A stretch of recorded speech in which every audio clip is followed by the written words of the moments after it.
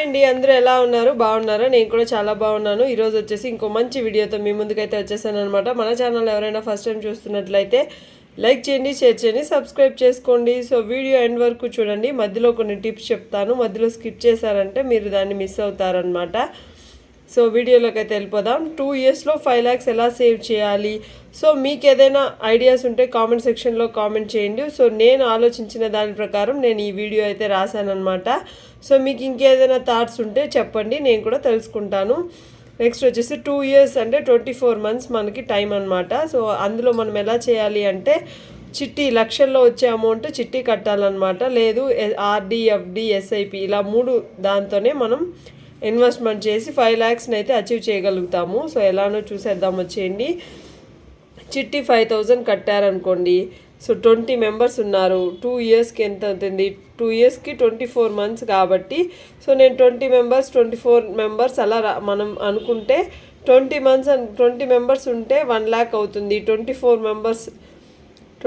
members ఉంటే 1,20,000 అవుతుందన్నమాట. So ఇలా క్యాలిక్యులేట్ చేసుకోవాలి. సో 5,000 మంత్లీ కడితే మనకు 2 yearsలో 1,20,000 అయితే మనకు అమౌంట్ అనేది వస్తుందన్నమాట.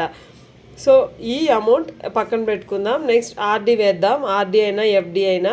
సో ఆర్డీ చూద్దాం. ఆర్డీ 5,000 కట్టామనుకోండి, 6.5% ఇంట్రెస్ట్ అయితే వస్తుంది.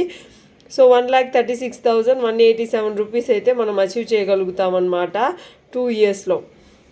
సో అంత మనీ అంటే 36,187 రూపీస్ అయితే ఇంట్రెస్ట్ కూడా మనకు వస్తుంది. సో ఇక్కడ చూడండి. సో ఇన్వెస్టెడ్ అమౌంట్ వచ్చేసి 1,20,000 మనం ఇన్వెస్ట్మెంట్ చేస్తాము.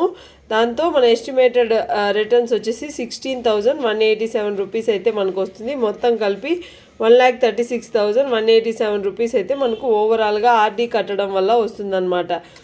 నెక్స్ట్ ఎఫ్డి చూద్దాం. ఎఫ్డి 1 lakh వేసామనుకోండి, ఏదైనా లోను ఏదో ఒక సమ్ అమౌంట్ మన దగ్గర ఉంది అంటే సో 1 lakh తీసి ఒక వేసేసారనుకోండి, దానికి ఇంట్రెస్ట్ ఎంత వస్తుంది? 13,764 రూపీస్ అయితే వస్తుంది. అది 6.5% ఇంట్రెస్ట్ అయితే ఉంటుంది.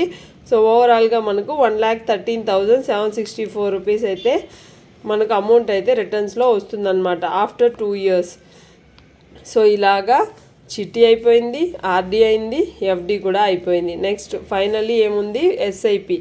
ఎస్ఐపిలో 5,000 మనం మంత్లీ కట్టడం వల్ల మనకు 12% అయితే ఎస్టిమేట్ రిటర్న్స్ అయితే ఉంటుంది. So 2 years time period. So ఓవరాల్గా మనం ఇన్వెస్ట్మెంట్ చేసిన అమౌంట్ 1,20,000. సో ఇంట్రెస్ట్ వచ్చేసి 16,216 రూపీస్ అయితే మనకు వస్తుంది. సో ఓవరాల్గా 1,36,216 రూపీస్ అయితే మనకు 2 yearsలో మనం అచీవ్ చేయగలుగుతాము.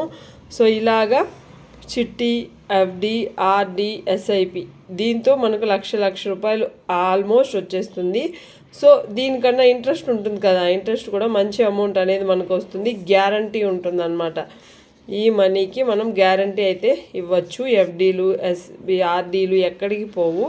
కానీ చిట్టి ఒకటే మనకు తెలిసిన వాళ్ళ దగ్గర కట్టుకోవాలి. వాళ్ళు నమ్మకంగా మనకు డబ్బులు ఇస్తారు అనే వాళ్ళకి మాత్రమే చిట్టి అనేది కట్టుకోవాలి. సో ఎస్ఐపి అనేది మార్కెట్ రిస్క్ బట్టి ఉంటుంది. సో ఓకే, మనం అనుకున్న టార్గెట్ అనేది 5 lakhs.